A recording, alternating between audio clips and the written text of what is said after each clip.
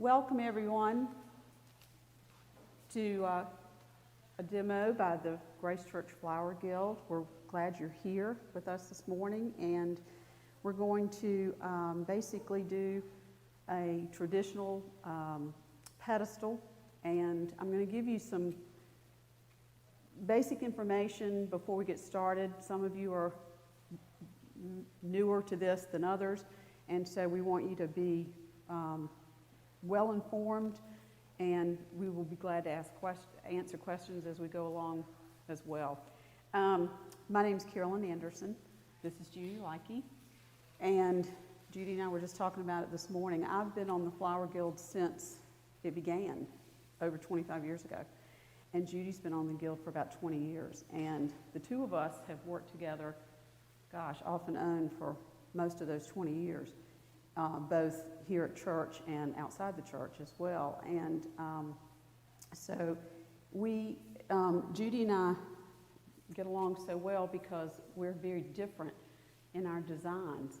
And I'm a more traditional designer, and Judy is out of the box. She's very creative and loves to do asymmetrical and those kinds of things, and so we work really well together, and we've learned a lot from each other by working together. We complement each other very nicely. We do. What I wanted to tell you, number one, if you don't have a copy of this book, we have them in the church bookstore. You need to get one. It's an excellent reference book. Not only does it have beautiful pictures, but it also has lots of information about greens that you can grow in your yard and information about mechanics and all kinds of things. And it's a great book inspirationally. If you have to do the altar and you just can't come up with a design, you can look in here and see something you like and change the color of the flowers, and it will look totally different. And I'd like to give kudos to Judy because of her creativity. She created the front cover of this. This was Easter altar several years back, and it was so spectacular, still is. Every time I look at the picture, I just am amazed that she did this. But this is the kind of thing that Judy does, and anyway, very creative. Yeah, she's got me blushing. I'm going to talk to you for just a minute about the mechanics and how we got started for today. We used one of our metal cages with a dish, and this is a grande block. You've got bricks and grandes and then designer. Designer is about twice the size of this. You'll notice that we did not fill the cage. You don't have to fill the cage. You don't have to fill it to the top. You don't have to fill it to the sides. And we chose not to do that because we've got plenty of oases to do what we're going to do for today. And so the other thing that I wanted to say is that be very careful when you're doing your oasis, and most of the time you'll use bricks instead of the grande, but be very careful that you don't stack oasis on top of oasis, because it cannot soak through from one piece to the piece on top of it. You're not doing yourself any good to have it stacked. So if you need more oasis, you can go, in the front and the back, but don't stack it on top, okay? That's one point. The grande, the reason we're using the grande instead of the brick size oasis is because this is denser. So if you were doing an arrangement and you didn't have a metal cage like this, you would just tape it really well to the dish, but the grande is dense enough that it would probably work fine without the cage and the designer as well. Carolyn and I have done enough of them for weddings and things like that where we don't have access to a cage and just use tape, and it's fine. Yeah. But it's nice to have that extra security of the cage. Mm-hmm.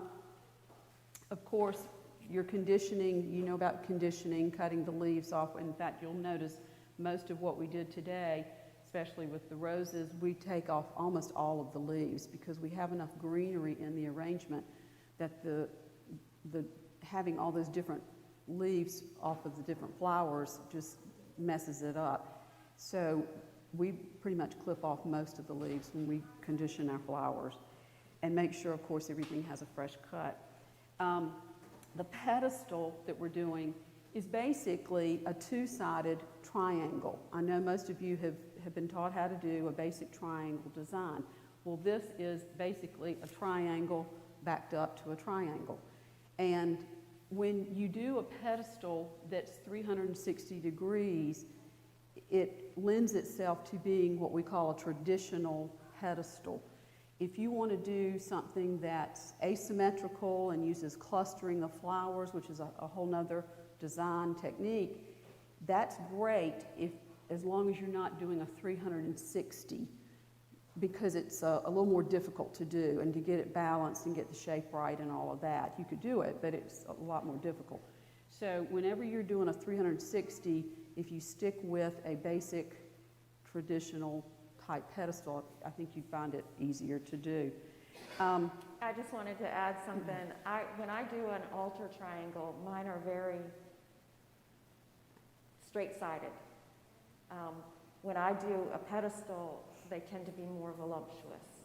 So they tend to be a little bit more rounded and fuller, just because that's the way I think they look better. You can do it very straight-sided if you want to. That's not a problem. Mm-hmm. This one's going to be a little bit Fluffier. And you know, I was thinking about this too. No matter whether you're doing a church arrangement, or you're doing something for Hanahan Hall, or you're doing something for your dining room table, the basics of what we're going to show you apply to any size 360-degree type arrangement. So it doesn't have to be huge in order to apply the same techniques. Would it also apply to fonts? For what? to the font? Um, Yeah, to a certain degree, yes. Yeah. Also, you know, there's things to think about also when you're trying to order your flowers. Think about what you want your main flowers to be, the ones that you want to really stand out. Those are what we call main flowers, and then there are filler flowers, which you kind of tuck in and cover up the holes with those filler flowers, but they're not the flower that you really want to stand out. They add to the beauty of the arrangement, but they're not the main flower that you want to show. And also, there are 4 things you need to remember. Anytime you do an arrangement, you need to remember shape of flowers, size of flowers, of the bloom, color, and then, of course, texture. If you can consider those 4 things anytime you do an arrangement, even if you're doing something for home, it'll be beautiful. Even if you do, and I'll give you an example, the yellow arrangement over here on the plaque is a perfect example of those 4 things. Even though it's monochromatic, all yellow, the shape of the flowers are different, the texture of the flowers are different, the size of the flowers are different, and so it's a beautiful arrangement because all of those things are incorporated in that piece. Anything else before we get started? Okay, we're going to start this morning, and I've worked with different people on the Flower Guild, and people have different ways of designing and different ways of getting started. Some people like to start at the top and work their way down. Some people like to do, we and I mostly, always, and I'm not sure about Judy, but I do the greenery first. I always do the greenery first because I feel like it's harder to go back and put it in after you've got flowers in, because flowers are so much, can be very fragile. Plus it sets your line. Sets your line, sets your size and your shape. So, and the other thing about, you'll see what we do is we work with one flower and finish with that one flower. And then we go to the next flower and finish with that flower. Because you don't want to work on an arrangement and just work on the top half and then you get to the bottom half and you don't have enough flowers. So always, well, we prefer to do it by flower type, finish it, go to the next flower, and that's what you'll see us doing today. So we're going to start, this is baby blue eucalyptus.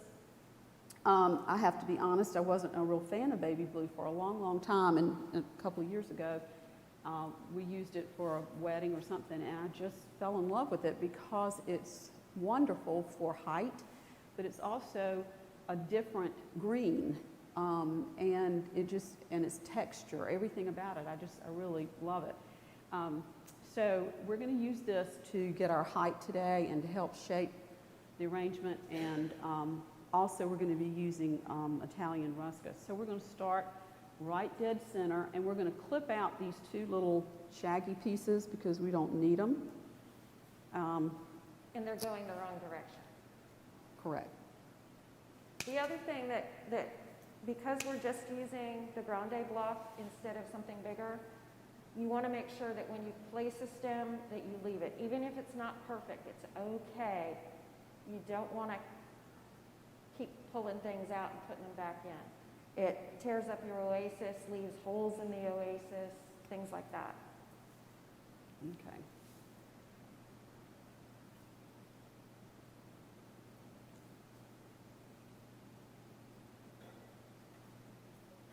What do you think? Okay. Let me put my mask back on. Okay. Yep. You want to put yours in on the back?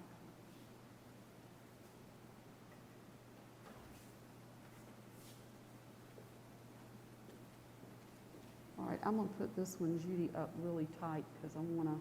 Give it more structure. Do These are good ones for the front. you think that direction? I like that because I want that to go like that. Okay. And please continue to ask questions. Yes?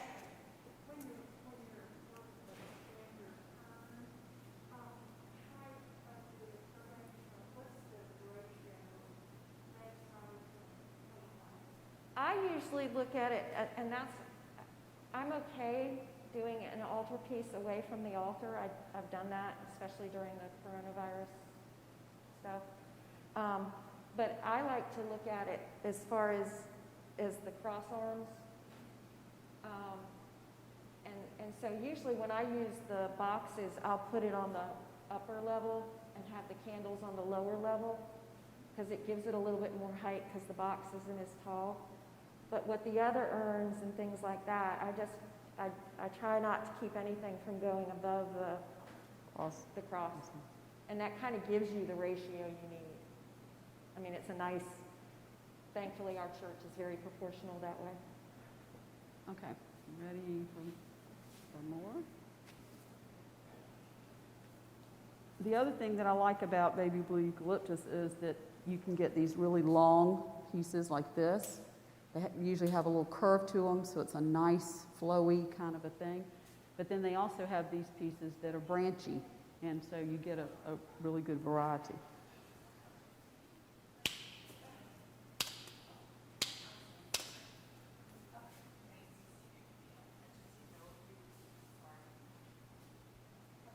So what we're doing is we're just trying to build our shape.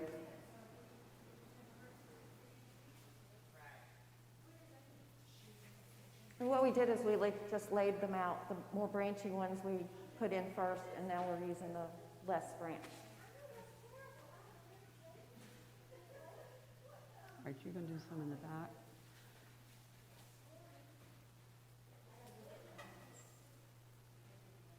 I need to go close this. We tend to work in quadrants. So you've heard of the rule of 3 because odd numbers are more appealing and stuff like that. But when we're doing a 360 pedestal, a lot of times we'll put things in 4s. So we'll put things on opposite sides, and then we'll take it at a slight angle, like Carolyn's putting this one in at on basically the corners. So you do 4 sides, then 4 corners as you move down.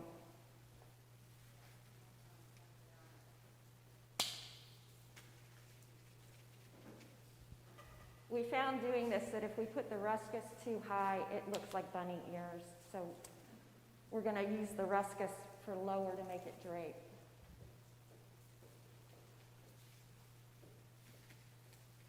The other thing that we were taught many years ago is always walk away and look at your arrangement from different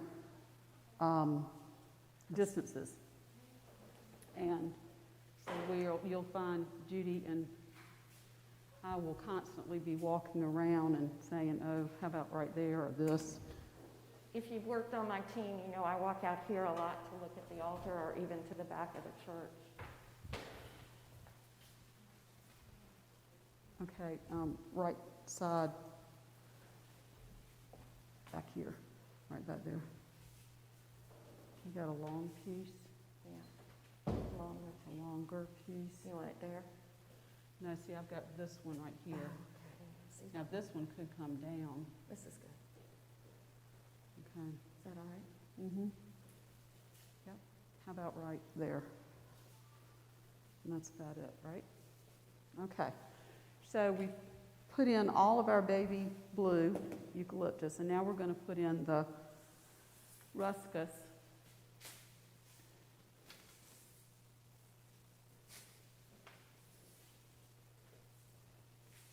Now, the other thing I was going to tell you as far as yard greens, we try to use yard greens as much as we can. For this, we decided to purchase the greens, but instead of what we're using, if you wanted to use tall pieces of ligustrum, that would work, or tall pieces of camellia to get your height, that would work. Also, you can get from the wholesaler, you can get some myrtle. It's very tall and straight, so those are good options. Okay. So again, this is because we have fewer pieces of the ruscus than we did of the baby blue. So we're going to try to, again, use the corners and then or the front back sides and then the corners when we're putting this in.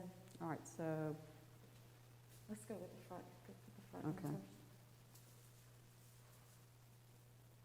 use this one because it's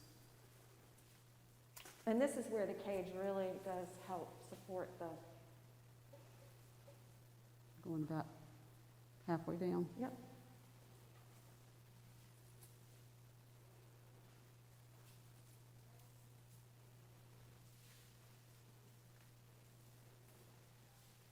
And again,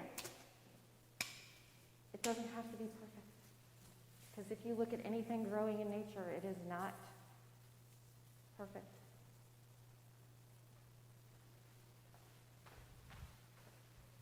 Where is this going to go when it's finished? In the corner, as you come in the glass doors, it'll be on the left-hand side.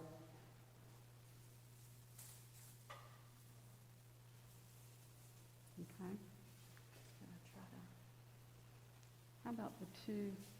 You want the two short ones? Let's put the two short ones like here and there.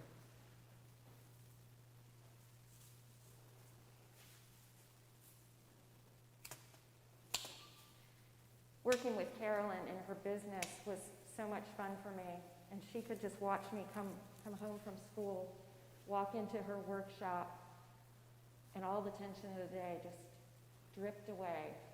It was just absolutely transformative.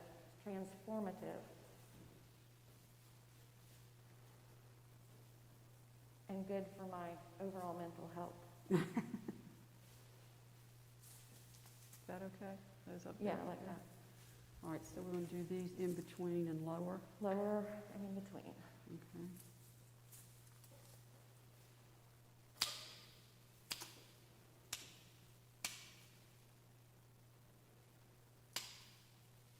And you guys chime in if you think something's wrong. What I'm doing here is I'm cutting some of these lower limbs just to give me more straight stem so that I can go much deeper in if I need to. Okay, so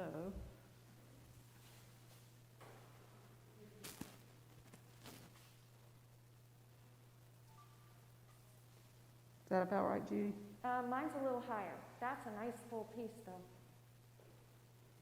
Yours Well, is actually, I can't tell if it's high. It's not really higher. It's just that that piece is so full. up there? Okay.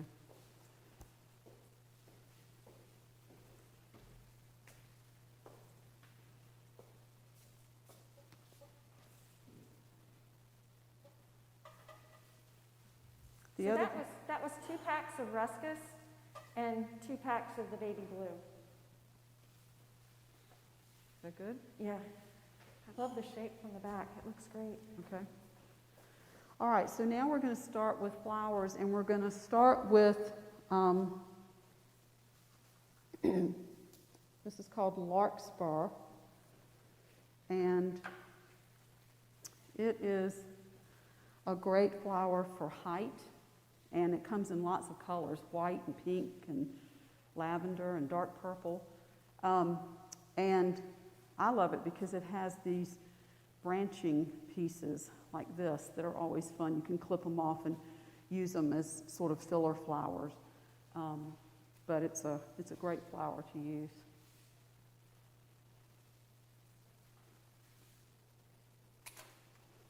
All Carolyn right. got shortchanged. I got the table. You got what? I got the table. Oh. All right, let me see. Okay, where are you going? Top. Yep.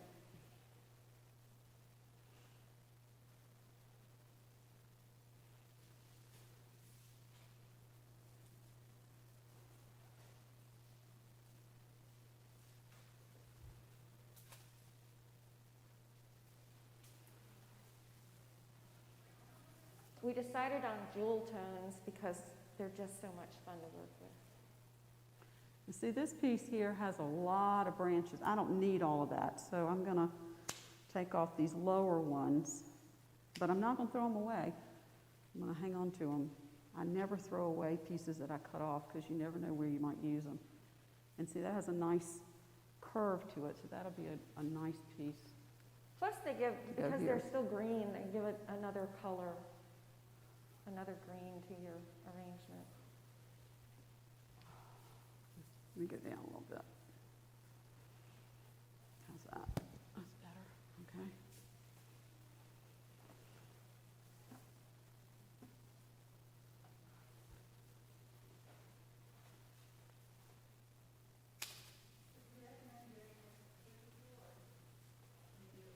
You can do it with one.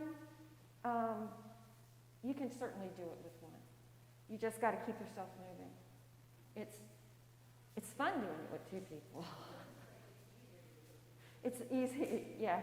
And Carolyn and I have done these so many times that, you know, like I'm taking the back and this side, and she's taking the front and that side, and it's just, it kind of helps us keep things balanced.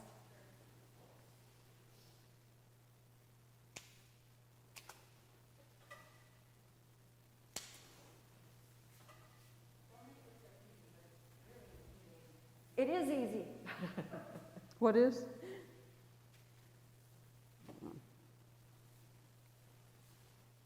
It's not intimidating at all. I mean, it's just,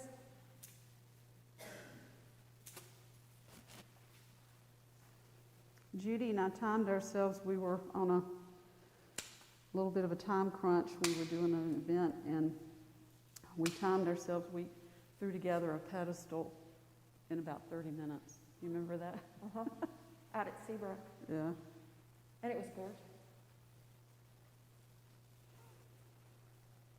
The last pedestal we did was all white. So again, you have to, we're using basically the same flowers with the stock and the larkspur and stuff like that.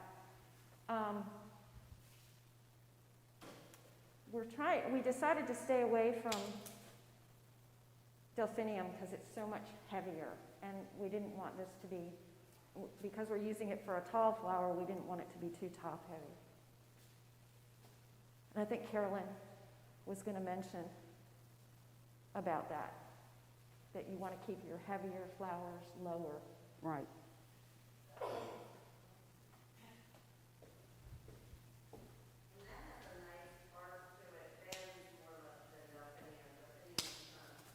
Yeah, the stems on delphinium are so thick that they don't, this definitely gives you that pretty arch to it.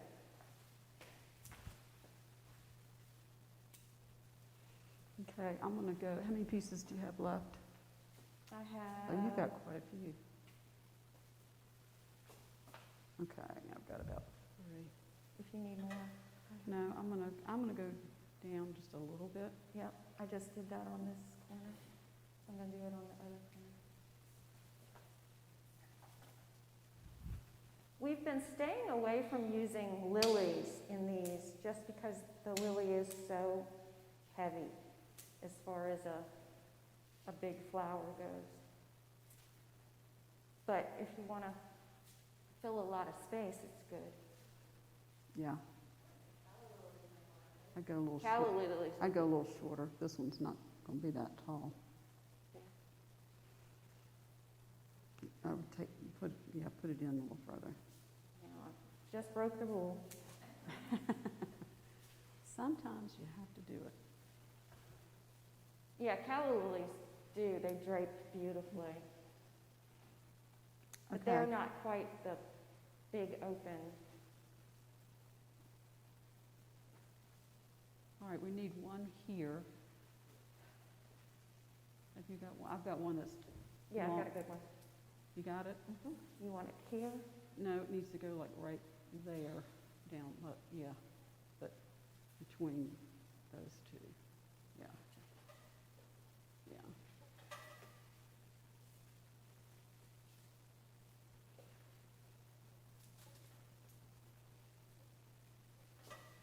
We usually are talking more, sorry. Oh, I've got 2 more pieces, sorry about that. One of the craziest designs we did was we made a tree with fall leaves on it. Hot glued leaves onto some limbs to make a fall mountain tree.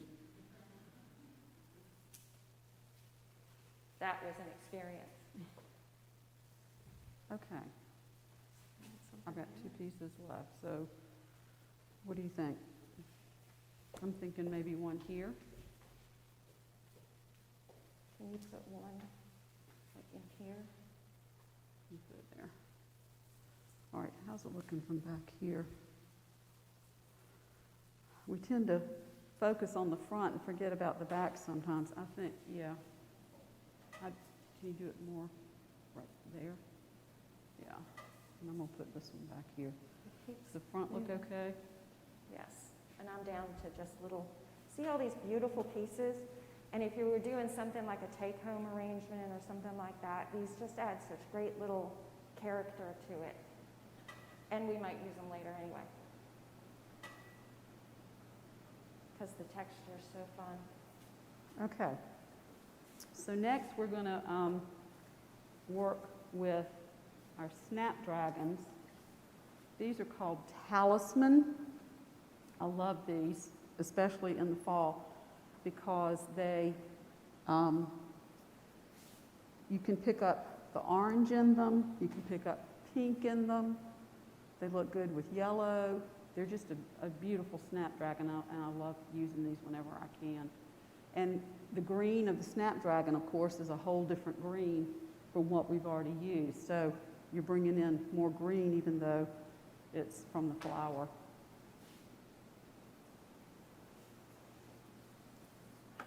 Okay, so. And again, we're using these now because they're such a long stem. So we're going to put the longer stuff in first. Okay, so we're going to put 3 up top. Yes. All right. So you have 2 bunches of each thing, is that right? Pretty much, yep. So if you were doing the altar and you wanted them this full. You want to do one straight up? Yeah. I'll put it back here. If you were doing the altar, essentially this is the altar just put together. You would use just about the same thing. You might not use as many roses as what we have, but you would definitely use pretty much the same amount of flowers, pretty close to it. But also, if your budget is less, you can use more greens. We did an arrangement, I think it's in the photo file, because Carolyn was able to bring it over here maybe 2 falls ago, Jeannie. And it was mostly just different eucalyptus with a few flowers in it, and it was absolutely stunning.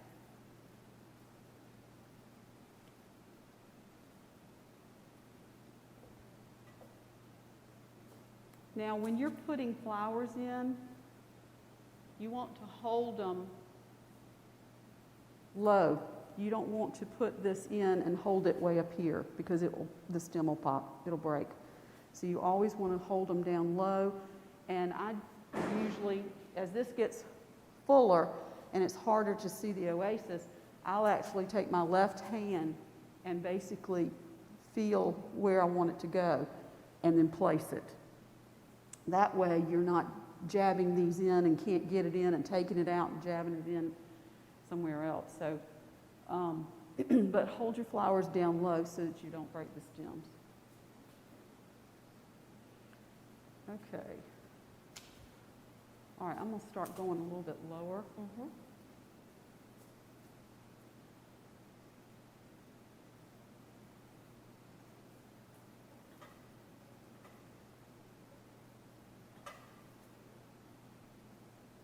I'm starting to run into other stems now.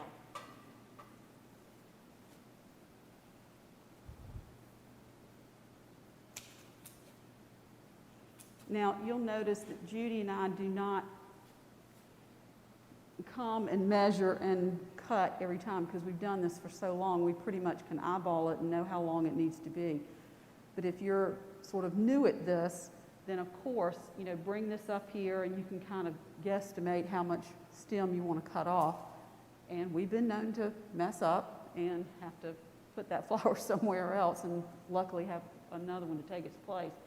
But basically, we know how tall it has to be. So you'll see that we're not doing that, but you might try to do more of that until you get more comfortable with what you're doing.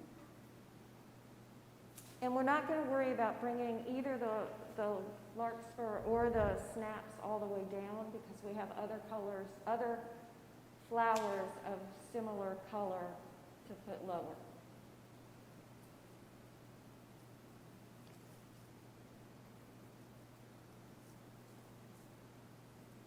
One of the other things to be mindful of is, notice I didn't put this snap at the same level as this one and this one. You want to vary your flowers of the same type. All right, I have 3 left. Four. I got 4 left. How I've many do got you have? 2 left. You need 1. Do you want me to- All right, you're going to do those back there and I'll do these over here. Okay. Okay.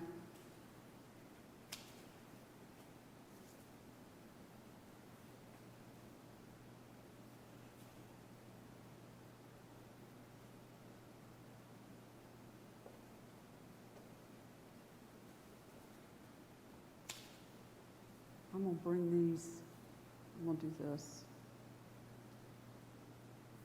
Do you want to do them down low like this? Yeah.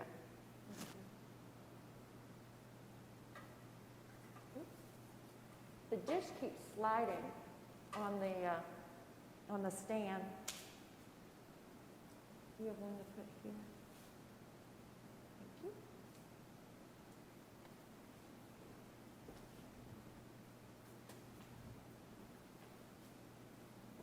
Put some dots underneath the dish so it wouldn't do that. You could, but it's just as easy and probably better to hold it.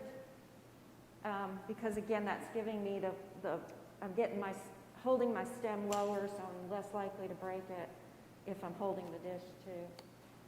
And I tell you, I'm tired of pulling dots off the stuff.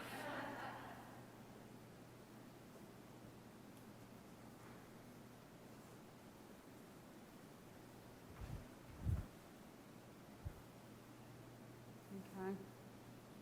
Wish I had one more. I put it right there, but that's okay. We'll do something else. Okay, so next we're going to use stock. This is another one of my favorites. It smells so good.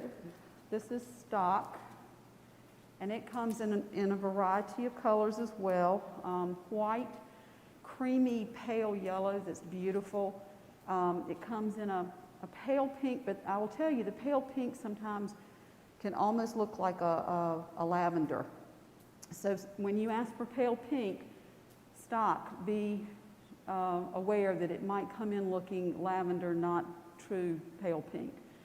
This is Fuchsia Pink, and comes in dark purple. So it has lots of variety. This is one of my favorites. You know, this is the beauty of doing flowers, is you get to pick the flowers that you love the most, and these are the ones that we use a lot. I tend to take all the leaves off of the stock because they go yucky really fast.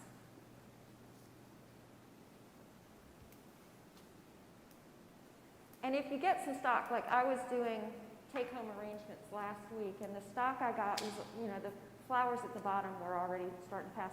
It's no big deal to just pull them off. I've done that plenty, especially with the white stock, because they go brown. Okay.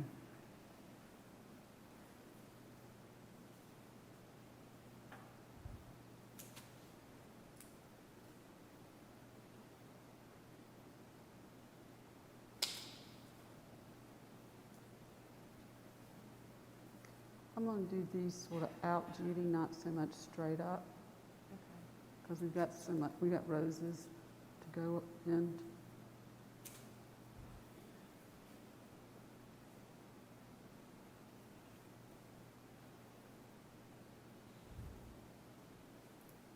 I hope you're enjoying the jewel tones as much as I am.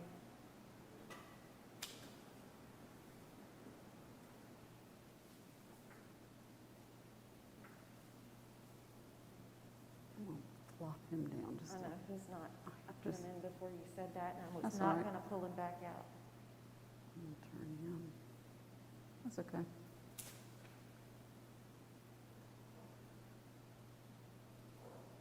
You have to be careful putting big stems on the very corners of the oasis because it'll just crumble and you've lost your oasis. So when you're doing it, try not to put them right in the corner itself. And there are the stems.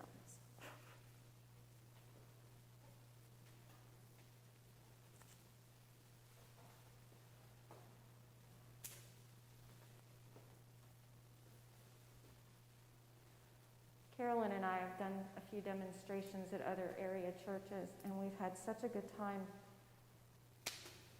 meeting the congregants and stuff like that. It's just been a real pleasure. So if you ever have the opportunity, if you're ever asked to do that, I highly encourage you.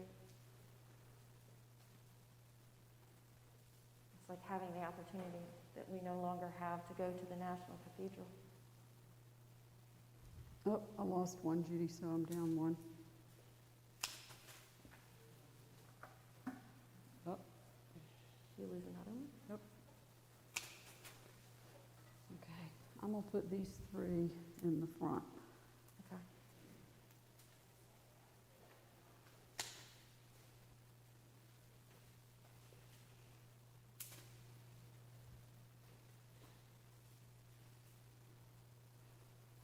Because the heads of the stock are so heavy, I'm looking at the cage itself and trying to put the stem right above a cross piece on the cage to give it a little extra support. How many of you got? You've got I've got four. lots. Okay, so you can. I've got 5. Okay.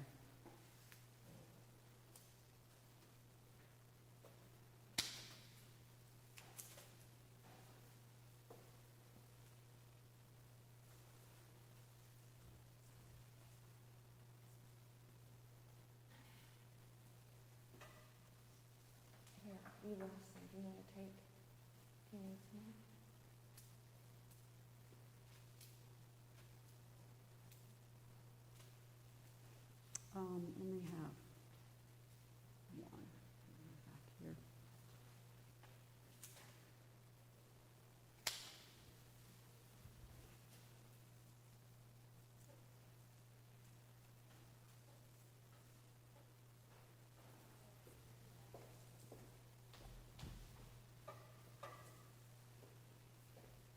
How's our shape?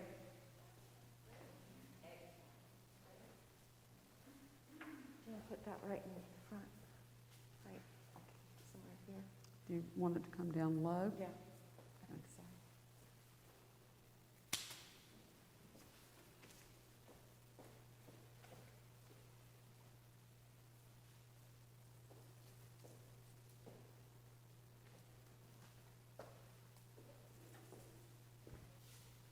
What you think? Is that too low? I don't think so. I kind of like it. Because we can put some roses and other things down there. Okay. All right, so you done with snaps? Okay, so next what we're going to do is we're going to put in our roses, which are, it's kind of hard to tell what's our feature flower because they all stand out because of the bright colors, but definitely these roses are a feature. And the name of the rose is Pink Floyd. I asked the wholesaler for just a good hot pink rose, and he had 3 or 4 options, and I said any of those are fine.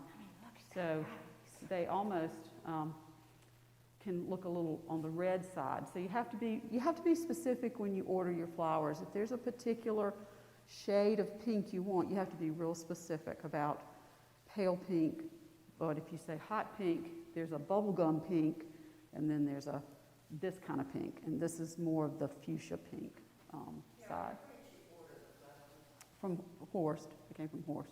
Did you do that on the phone, or did you go there? I did it on over the phone. But you know, if you're not as familiar with flowers as I am, you might want to go in person, and they could show you on the either in a book or online, you know, what the shades are, and then you could pick from there. So, and I usually try to order a good 2 weeks ahead because their order for that will come in on Tuesday is placed on Thursday or Friday of the week before. So I always try to put my order in at least a week before that. So basically 2 weeks before I need them. And I don't know your name, but she said they have a website. They do. They have a list of. Yeah. You can go by color, you can go by flower. They have more colors and stuff a lot of times if you've seen something out that you like and you don't see it in their flower list. And they have some seasonal things that you don't see, like, I don't know if you guys are familiar with the scabiosa pods. Those things are so much fun. And I don't know that I would know where to look for them on their website. I don't know. All right, so we're going to start placing roses, and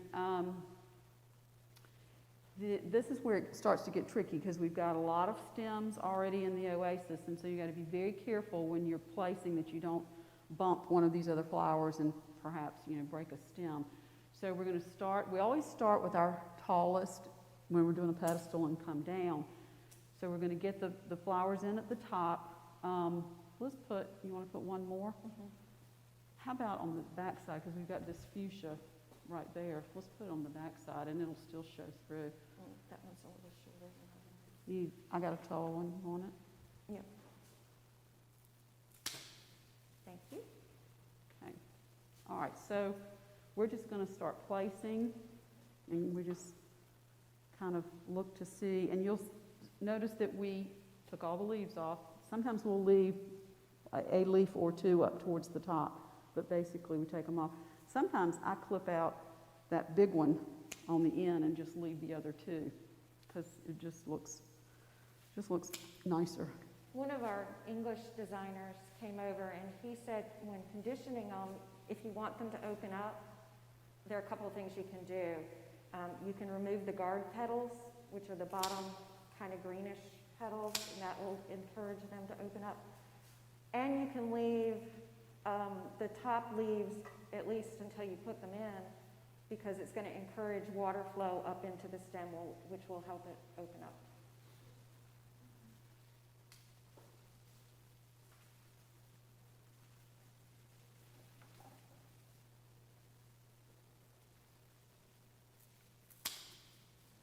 This is a slightly different, I don't know if you can see it from back there, but it's a slightly different hot pink than the fuchsia stock.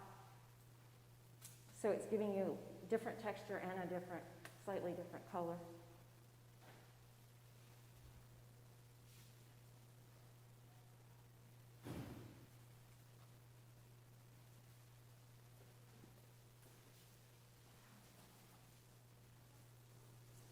And some of the stems on these things are just chunky, which normally I would like, but because we have so many stems in this pedestal, it's a little bit, makes things interesting.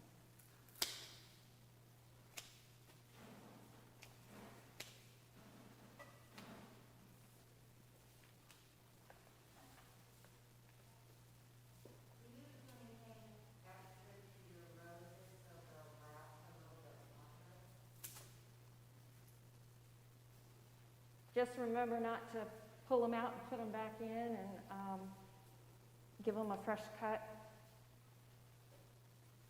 And sometimes they, you know, a lot of it is how fresh they are when you pick them up.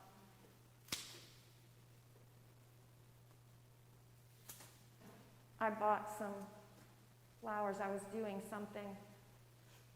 I used to teach at Porter Gad, and I was doing something there. And I picked up some flowers, some roses from Costco, which had been, up until that point, just a great place to get them. And the next day, every single one of them was just gone.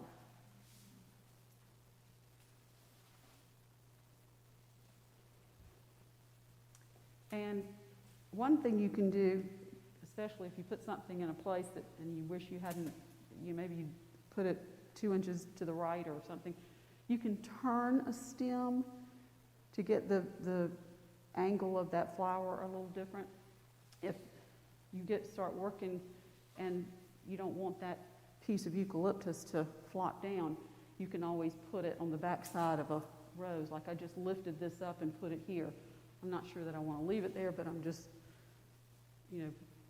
playing with it to see if that's where it wants to end up. And I don't know, you've probably done this before where you put it in and then it just totally doesn't end up where you expected it to. Frustrating, but it happens.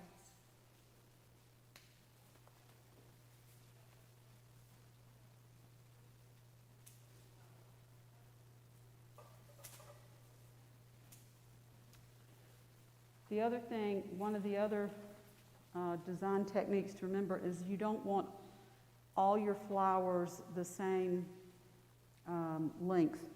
Notice when I just put this one is in further than these others. Not only is it lower, but it's also further into the arrangement.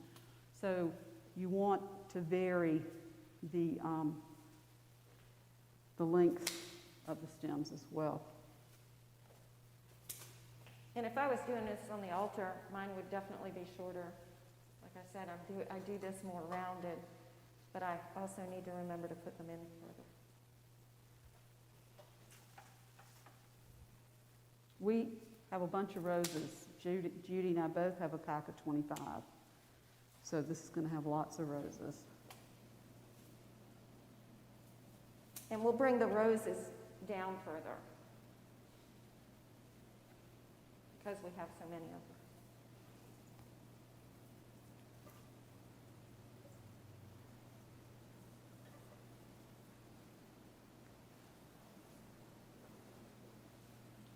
Jeannie, when's the last time we did pedestals for like Christmas or, do you remember?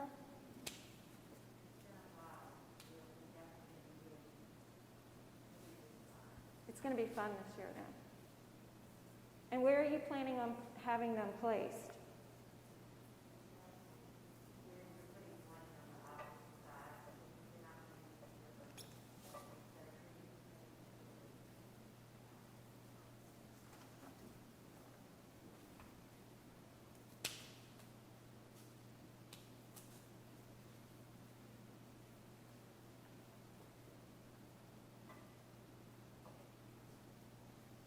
This one has a nice flop to it, so it's going to end up going low because it wants to flop anyway.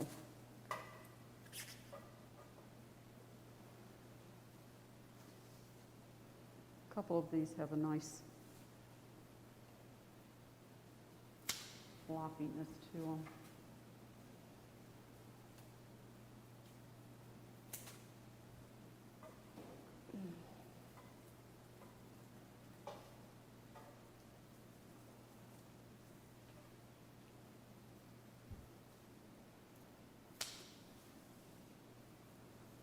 There are some people that don't like roses. You'll have some brides that say, please don't use roses. I guess they think they're overused, maybe. Yeah. My least favorite is a hydrangea.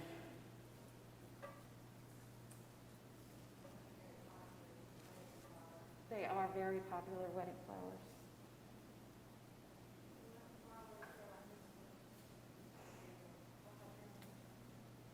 Pam knows my feeling about hydrangeas.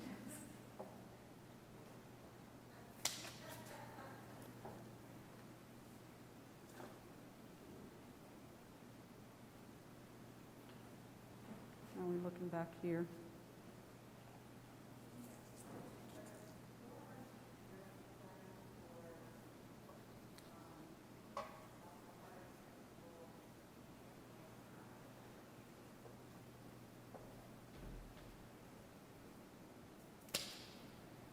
How's it looking? Good.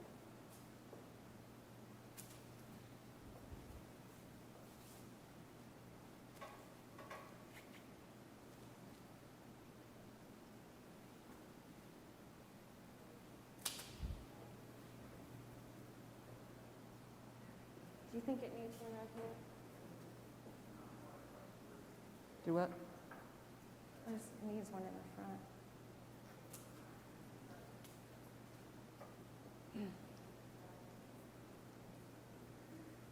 Another thing about roses is you have to make sure you get them at least 2 inches down into the oasis. They're the one thing that will just deadhead. If you see a rose that does this, it's because it didn't get down in that oasis far enough.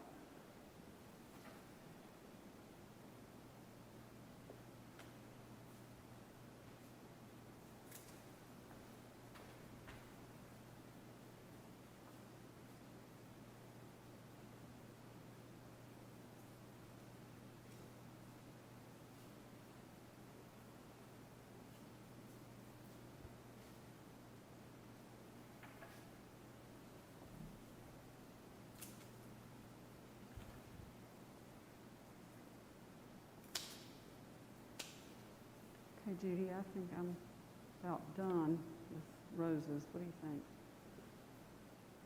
Oh, I'm going to put one in here. Tuck it in. Okay.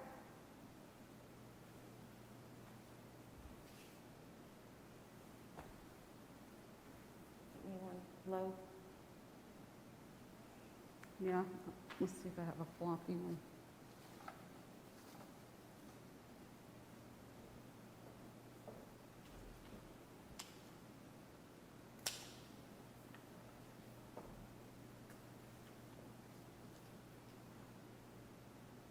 Down here. Mm-hmm.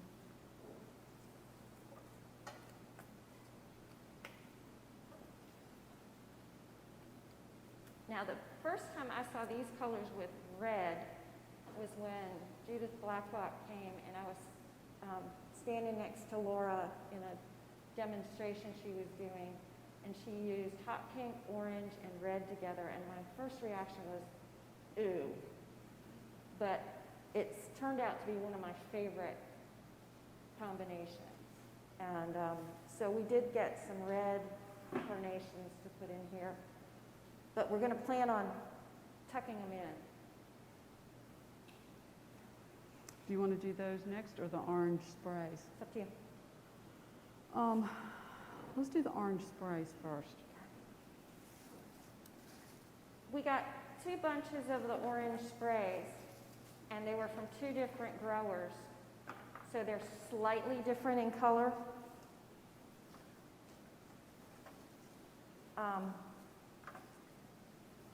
One bunch was pretty much orange, and the other one has this beautiful little bit of pink on it.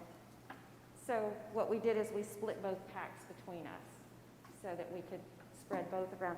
And one pack was taller than the other.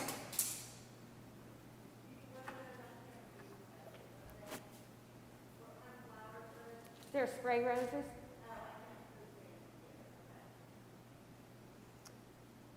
Spray roses are wonderful. I use them a lot. You get a big bang for your buck, and especially if you are doing small work. If you're doing things like, let's say you're doing a dinner party and you want to do some small clusters of flowers using julep cups or something like that. These are wonderful because you can get, 2 or 3 cuttings out of one stem, so they're very economical. All right, so The one thing I found, though, with spray roses is they don't necessarily hold up as well as some other flowers. all right, so are you doing which one are you doing first? I did a You tall did- one, and then I'm just going to put this one like down here. Okay. And how high up are you going with the tall? About midway? About right third near of the way? the interface with the snaps. Okay, I'm gonna put one right in here because it needs that. These spray roses are beautiful. They don't always look this good.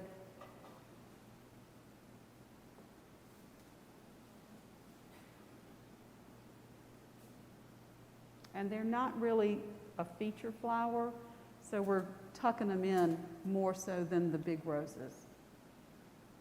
The color is what we wanted more than anything.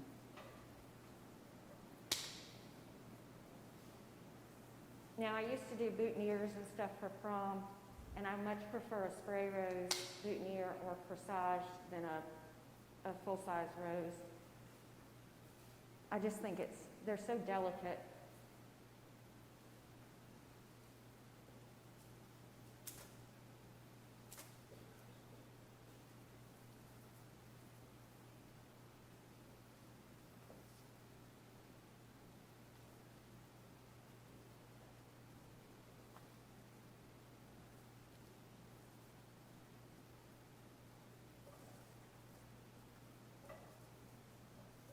And stem crowding. Yep.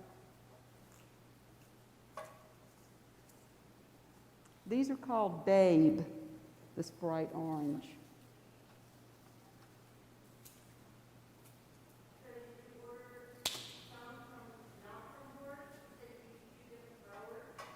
No, they got them in from 2 different places. So, yeah, no, we just ordered 2 bunches of Babe spray roses, and it just happened that they came from 2 different growers. And that does happen. So, I think that happened when we did the white pedestal with the regular roses. They came from 2 different growers, and they looked quite different, even though they were the same.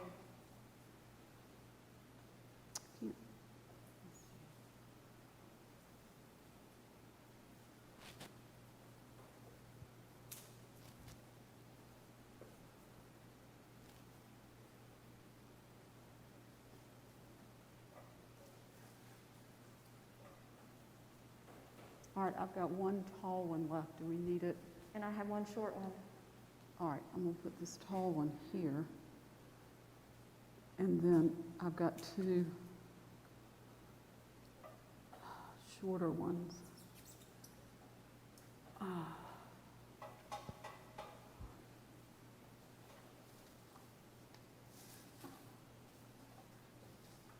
Actually, I've got 4. So,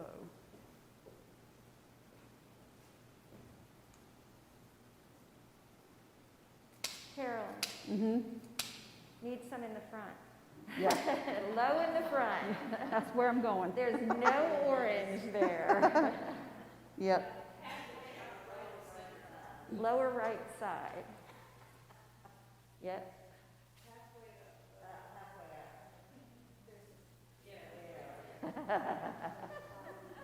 That's what you're here for.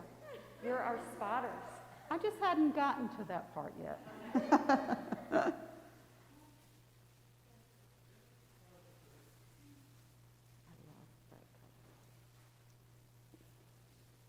Okay, last stem.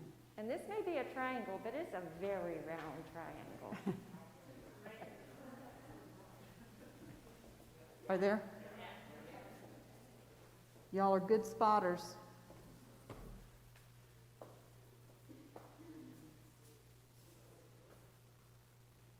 There you go.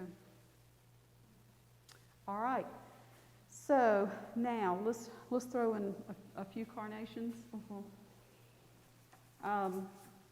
These are just your typical red carnations. I just realized something I can't do with my mask on. I can't blow the carnation open. Show them how you do it. I was just going to do the same thing. So if they're not very open, you can encourage them to open by doing this gently on the petals or blowing them, and they open nicely and you're not going to damage the petals.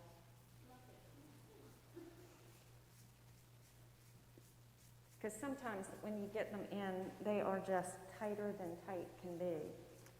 I'm going to tell you a little trick about carnations. We learned this, and it worked very well for us. A couple times we did oasis wreaths for the doors on a church, and it happened to be hot June weather, and these wreaths were going to be in the sun. And so what we did was, and I'm not sure if we learned this trick from one of our designers or we were so smart that we came up with it ourselves, but we did white hydrangea and took white carnations and mixed them in with the white hydrangea. You couldn't tell the difference, and what happened was if the hydrangea wilted, you still had the flowers, and they also supported the hydrangea. So even in the heat, it still looked beautiful. And I do remember this from one of our designers from England. She loved carnations, and I was in charge of ordering the flowers that year.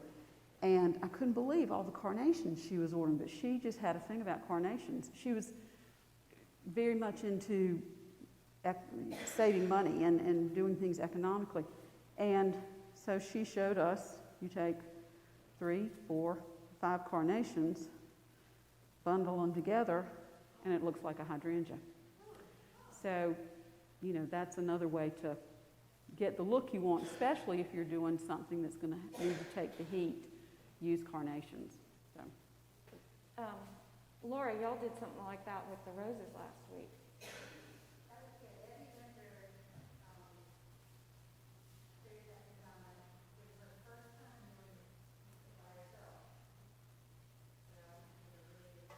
It was beautiful and simple.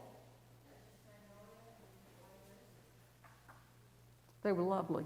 They really were. And exactly what the bride wanted.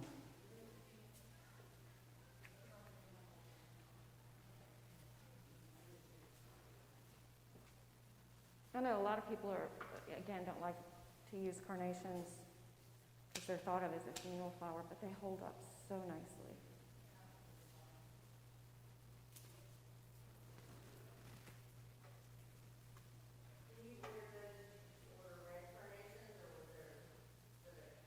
Mm-hmm. Just red.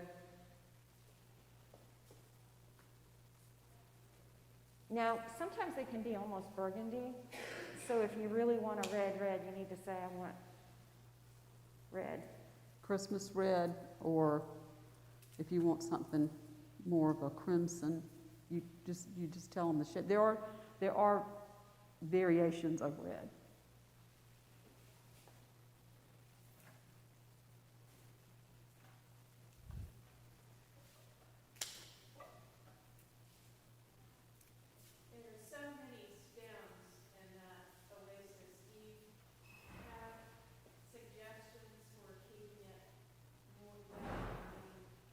keep putting water in it. keep, There's so many stems. right, to What are some tricks for keeping the oasis wet? just water it. Just keep watering it. Mm-hmm. And try to water, I mean, it's less messy if you water from the dish and let the oasis draw it up, but you can, It will soak it up to the top. you can soak, so I like to pour it over the top. But you just, when we did the pedestal a couple of weeks ago, I made a mess when I was doing that. So we have, yeah.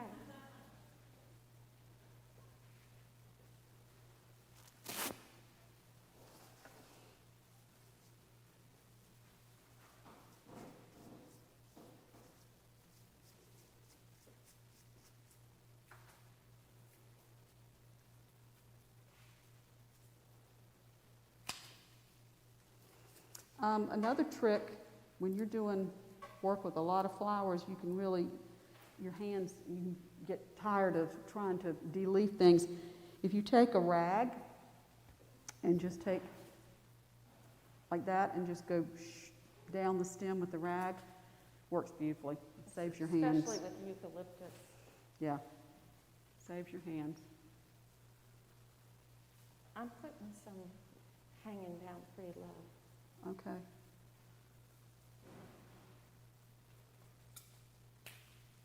Well, yep, the broken one. And you'll notice that Judy and I, we're pretty much working in tandem, but at the same time separately as well, because we know, what we're doing and what we're trying to achieve, and as we get towards the end of having only a few blooms left, then that's when we really look carefully at where those last few flowers need to go. Now, what are you doing? Oh, you're taking, okay. Yeah, it seems like it has so many blooms up that I wanted to bring some down.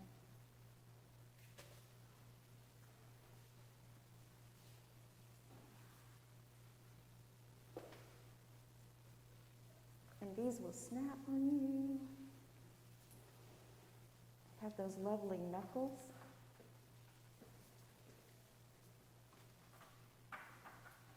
And I'm saying that sarcastically.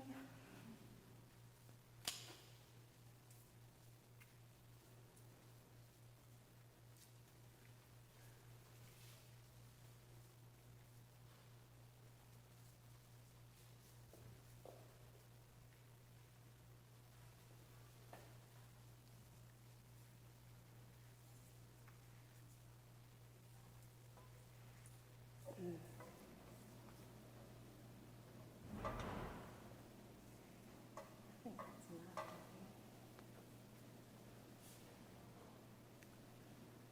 This is competing with these sprays right here. Did that spray just break? It's just curved. Well, yeah, it is. It's got a I'm gonna wimpy be done stem. with this.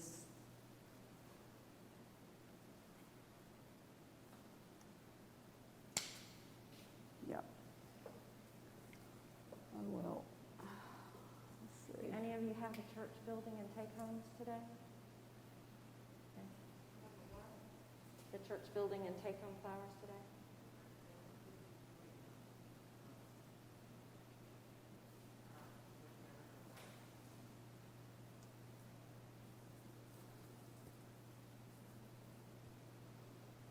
Good. Well, this is when you Yeah. lift and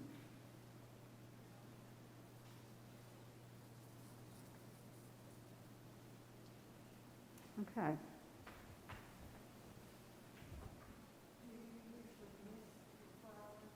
Mist the flowers? I do, especially if I'm working with hydrangeas. I don't always with other flowers, but if I'm using hydrangeas, I definitely do, because they like the water on their petals. I need something right there. I have roses. No, I think I'm just going to do another. This is one of my favorite flowers. I hate the way it smells, but I love the way it looks. And it's so funny because it'll go lavender on you. But the buds are so pretty.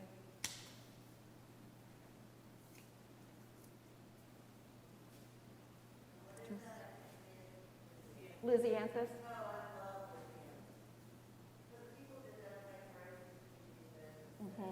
It's just such a pretty flower. They do hold up well. Okay.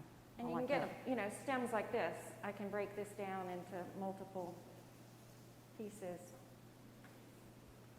And again, the colors of Lysianthus are gorgeous. And since we've got so much purple from the Larkspur up here, this is going to be pretty much in the lower portions of the arrangement. Not so obviously that, you know, we don't want to look like start, but we'll put more of this down low.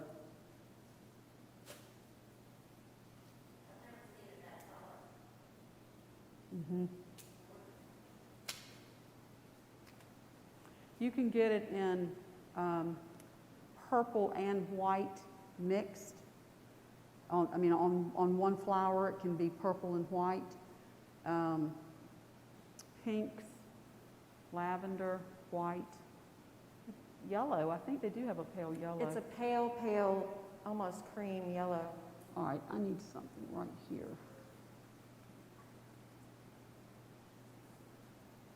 And this is one because it does flop so much that it's going to go where it wants to go once you put it in.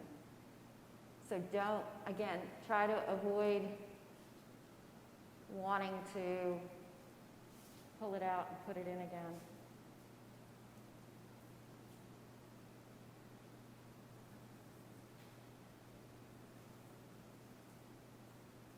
And this is one you really, I just didn't do it then, but you really do want to hold it down low when you're putting it in, the oasis.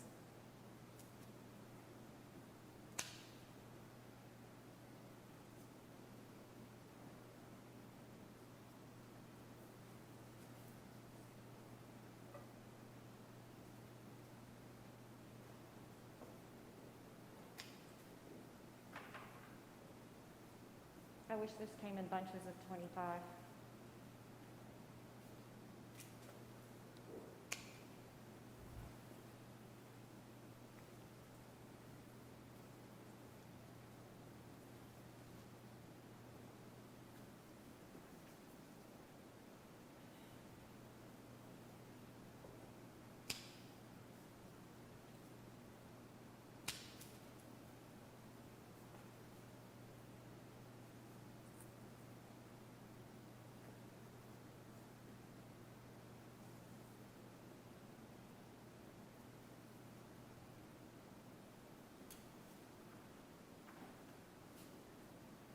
And that can happen a lot with Lysianthus. The stems are very fragile. But it's still one of my favorites. It's still one of my favorites, even though I think it smells horrible.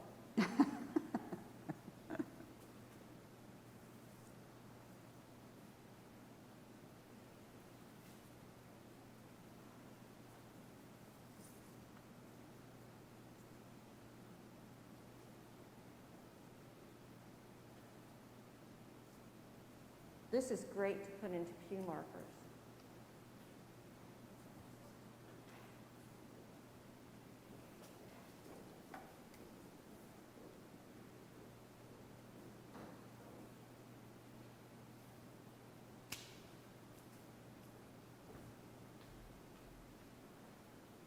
And when you're conditioning flowers, be conscious of the fact, because these are so fragile, be very conscious of how you put them in the bucket, what you put next to them, or put things, heavier things on top of them. Just be very aware of that.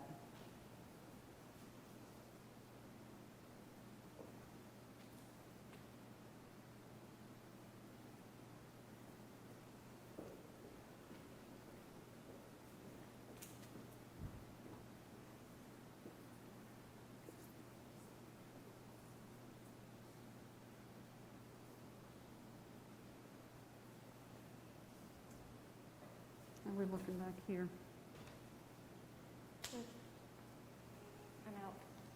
You're out? Mhm. Okay, I've got a few more. Where do I need them? How about right here? Look at that one.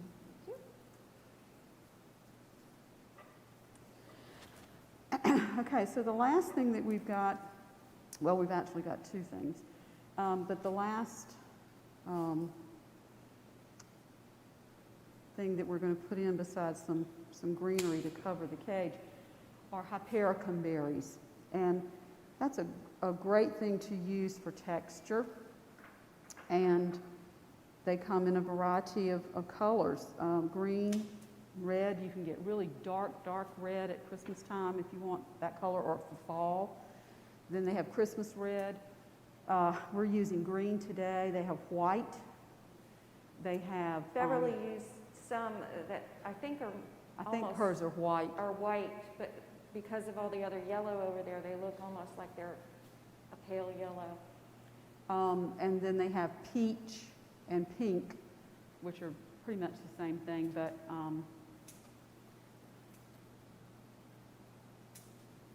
so it's a great one to use.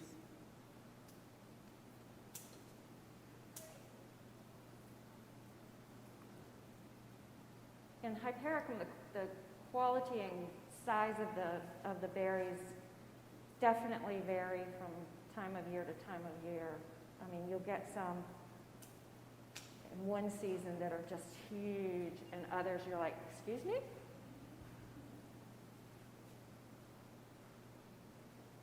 Okay, so Judy, this is flopping down, so You want to cut it? no, I just thinking Prop it like up. that. There you go. Yeah. Is that better? It was ending up way down here somewhere. Okay, I'm almost got it.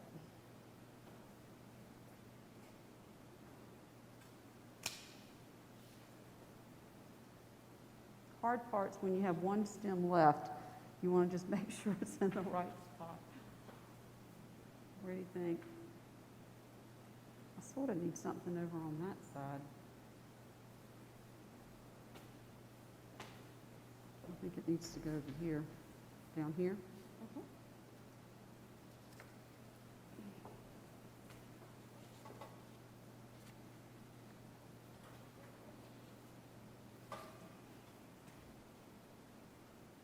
Okay.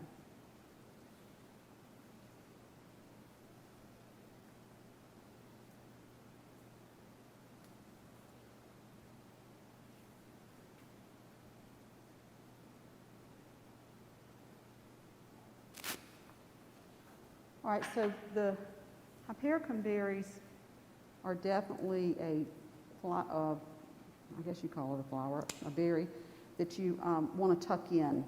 You don't want it to be, it's not a feature or a focal flower.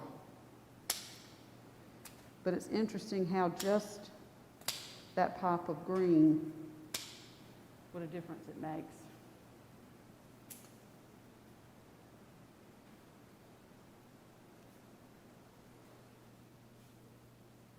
And you want to be careful when you're putting these in that you're not going to get the tip of the snap or the tip of the larkspur. So you have to be three-dimensionally aware. Yeah.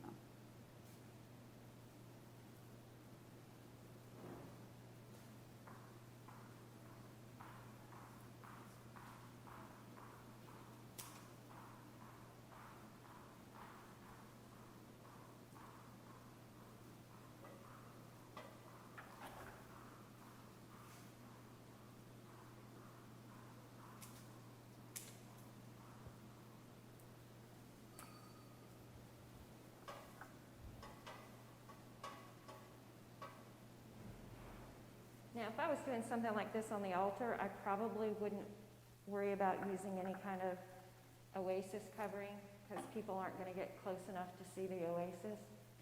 But because it's going to be in such a prominent place, in the back where people can see it close up. We're going to go back in with some leather leaf and kind of hide the oasis.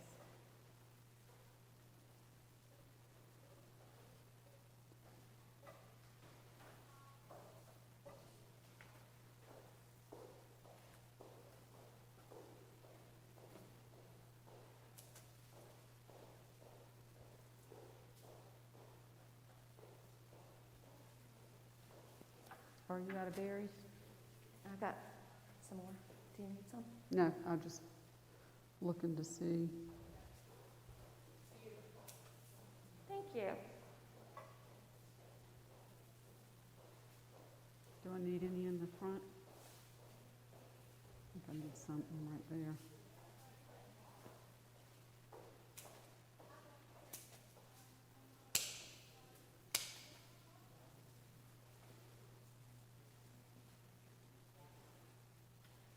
I'm hitting the dish. There's no reason that won't go in. I hit the dish. There's a dish there.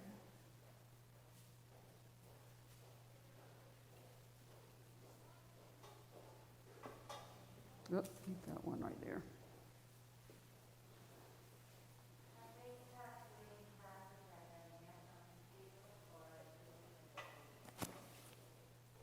I didn't hear you say that again.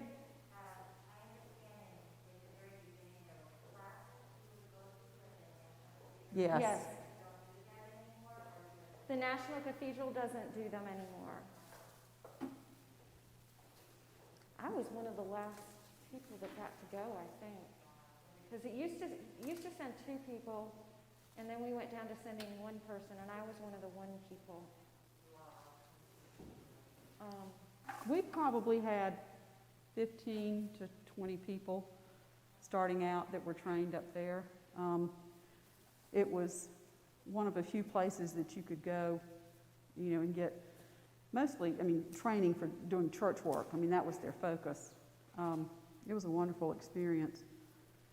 Some people call this baker's fern, some people call it leatherleaf. One thing I like to show folks is that you can cut this. You don't have to use the whole piece.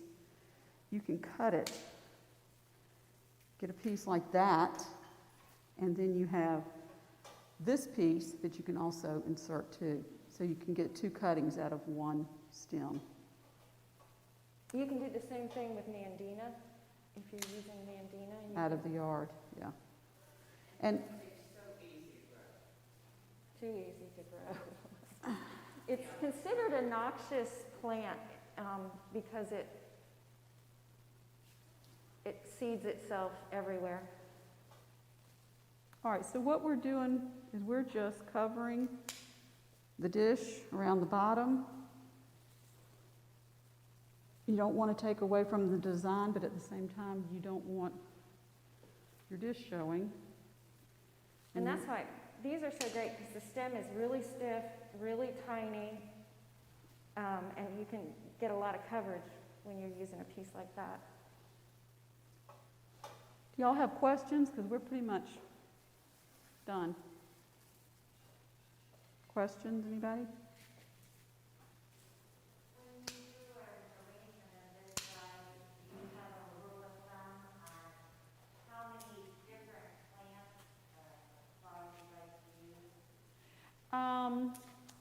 I would say if I were doing a triangle, a traditional kind of a thing for the altar, I would probably have at least 4 different things, maybe 5, one of which would be a filler type flower. I'd have, I love roses, so I usually would use roses, and lilies are good because they give you a lot of color. With the bigger size lilies, I like use spray roses because you get the color and you get this, these spread out. They're not so compact.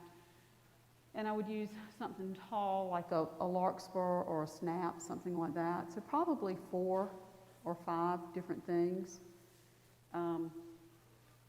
It just totally depends on your design.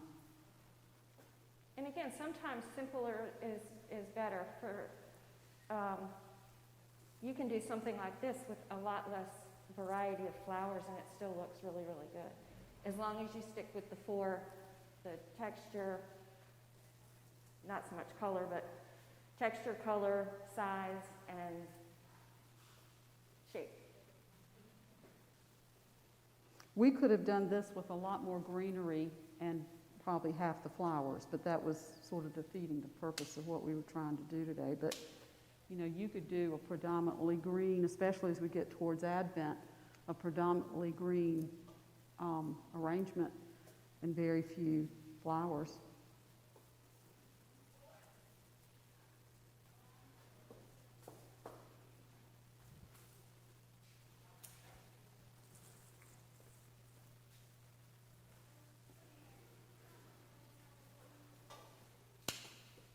The other thing about using the different parts and pieces of these ferns is when I'm working with somebody that hasn't done a lot, I try to tell them not to make a skirt out of it, and because that just looks too formal. But if you turn them different directions and use these Bunny ears. and stuff like that, you can get the coverage without making it look like a skirt, a tutu.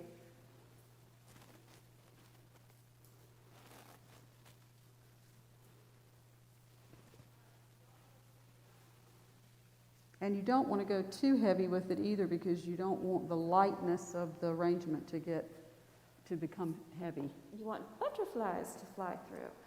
Correct.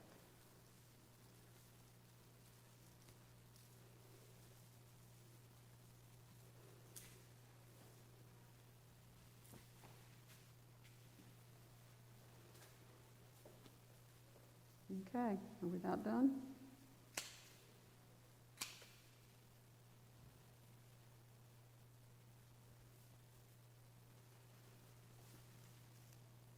I'm realizing that because the oasis block is so much further away from the edge of the dish in the front and the back, I have to make sure I give myself a longer stem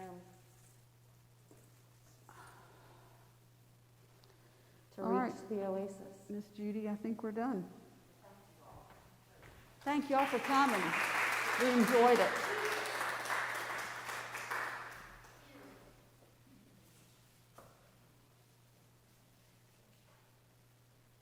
I don't want to move it.